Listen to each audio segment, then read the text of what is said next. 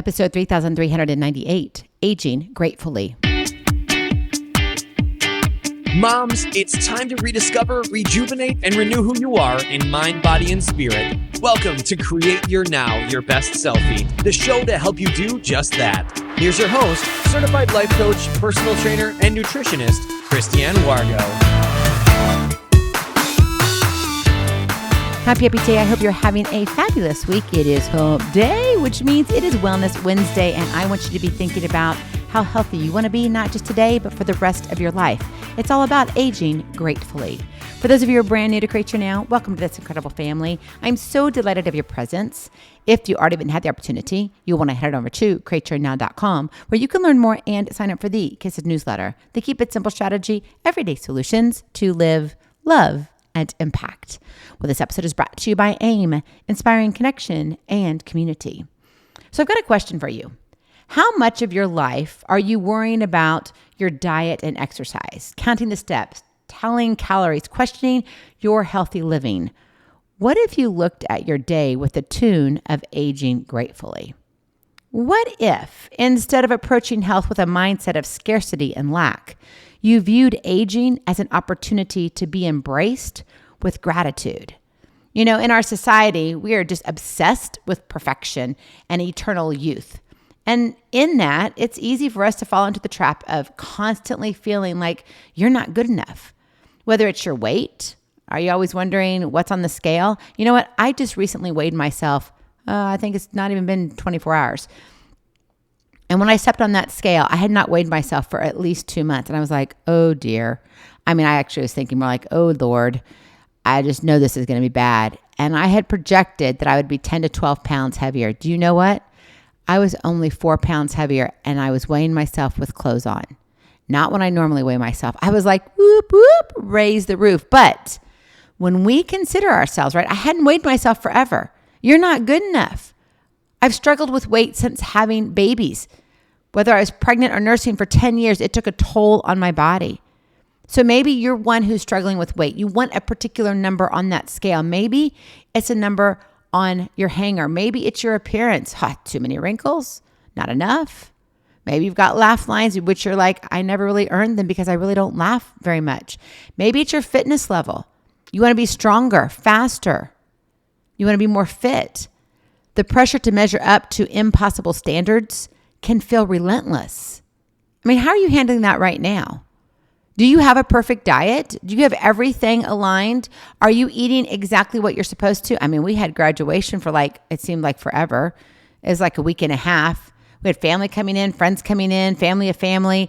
And oh my goodness gracious. We had sweets, we had savory, we had salty, we had it all. We had steak even. I mean, you name it, we had the good stuff. The stick to your ribs kind of, the calories you don't get rid of kind of stuff. It was delicious. But I'm like, what is that doing to my body, right? So where are you? Maybe you're celebrating a graduate and you've been doing nothing but partying. Maybe you have a party around the corner. Maybe you're already thinking Memorial Day and you're like, I can't even go there. Wherever you are, how are you handling that right now? Are you drinking enough water? What does your calorie intake look like? Oh, wait, you don't even know what it is. You just eat because you eat. You pull out the chip bag and you eat half of it in one sitting. Now, this is not to press your buttons. This is not to make you feel guilty. What I want you to think about is, what if you took a page out of a senior manual and you were willing to age gratefully? That is your K.I.S.S to Keep It Simple strategy. Age gratefully. Now, you know the saying, age gracefully. But this is not about grace. This is about gratitude. This is about you looking at yourself and seeing the blessings. Because if you shifted your perspective and learned to age gratefully, don't you think that would have a profound impact on what you think, which would directly affect your behaviors and actions, which then would affect your habits, which then would affect your everyday, which then would affect what? Your attitude. And then it would affect your mission and your vision in your life. Then it would affect your family. Do you see this incredible ripple effect? All if you were to accept aging gratefully. Most of us don't. In fact, the older we get, the more fussy we are. Oh, I'm just crabby. I'm just crabby today. Man, I go and pick up my granddaughter after she's had a nap or in the morning, And she wakes up with a smile from ear to ear. My friend, that's gratitude. Hey, Grandma, you came back to get me. This is awesome.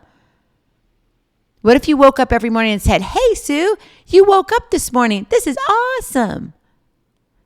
Amazing.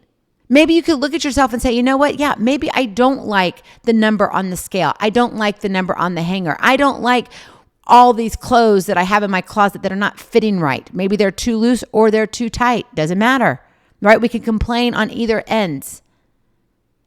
But you've got to learn to age gratefully. You've got to see the blessings before you.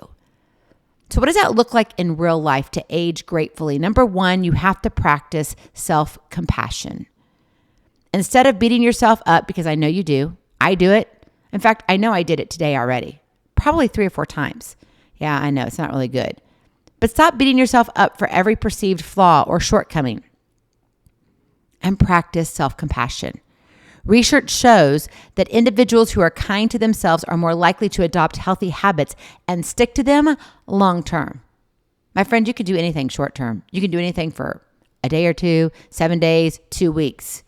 But what about 1 year? What about 5 years?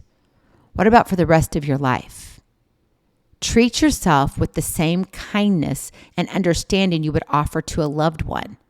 Because quite frankly, we're nicer to them than we are to ourselves. And that's just plain rude. Number 2, focus on mindful movement.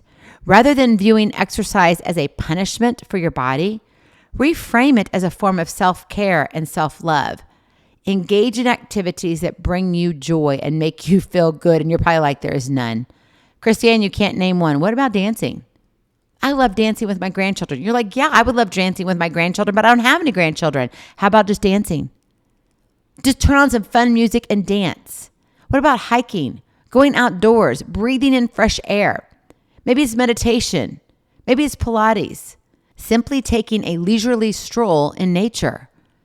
Research indicates that incorporating movement into your daily routine, notice I said daily, not only improves physical health, but also boosts mood and mental well-being. Who doesn't need to kick your mind in order? Seriously, now don't literally go kick your mind in order. But you got to change your thoughts because what you think about, you bring about. And if you're hunking down on, oh, woe's me, nobody loves me, I got to pay attention to me, and you want to fluff your little feathers and you want everything to be about you, you got a lot of things to deal with. I'm just being honest with you. Focus on mindful movement. Be intentional. Because when you are intentional, let me tell you, your mood and your mental well-being will shift for the positive. And then finally, as we've been talking about on how you're aging gratefully, well, you got to cultivate gratitude. Gratitude has been linked to numerous health benefits, including reducing stress, improving sleep, and enhanced overall well-being. Take time each day to reflect on the things you're grateful for, whether it's a beautiful sunset, a kind gesture from a friend, or simply the gift of good health. Maybe for me, I've already given you this example, right? Going and picking up my granddaughter after a nap, and she smiles from ear to ear. She is so happy. Her eyes just glisten. That is gratitude. It's not saying, oh, I'm really spending way too much time with my grandchildren. This is ridiculous. No, you're greeted with a smile. Be grateful. And by cultivating a mindset of gratitude, you can shift your focus from what's lacking to what's abundant in your life. My friend, it's not about striving for an unattainable ideal of perfection, but rather embracing the journey of aging with gratitude and grace. Are you willing to do that? Are you willing to take a page out of someone who's over a half century? I mean, come on, whoop, whoop. And you know what? I'm proud of it because I don't feel it. Now, if I don't get enough sleep, maybe I feel it a little bit, but I don't feel like I'm over the hill. I'm just beginning my trek, and you better watch it. The best is yet to come. So as you navigate the ups and downs of life, remember that aging gratefully is not about achieving a flawless existence, but rather finding contentment and joy in your presence. Where are you right now? Do you even know what's around you? Do you even know what you've been drinking this morning? What snacks have you had already today? What conversations, were they good? Were they positive? Were they negative? Were you just yelling? Were you crabby at your kids because they're still in school and you're like, yeah, I really want them to be out of school because I want to think summertime, but really I don't want them because as soon as they're home after 2 weeks, it's like, when are they going back to school? Allow yourself to be content. And in order to be content, you have to be grateful. Aging gratefully, just totally puts you in the present. So treat yourself with kindness. Move your body mindfully. Cultivate gratitude. My friend, when you do that, that's when you can enhance your overall health and well-being as you gracefully navigate the journey of aging. Because you know what? We're all getting older. But that's okay. You can do this. You can train for life and love your journey. Go in peace. Be present. Be incredible. Be you.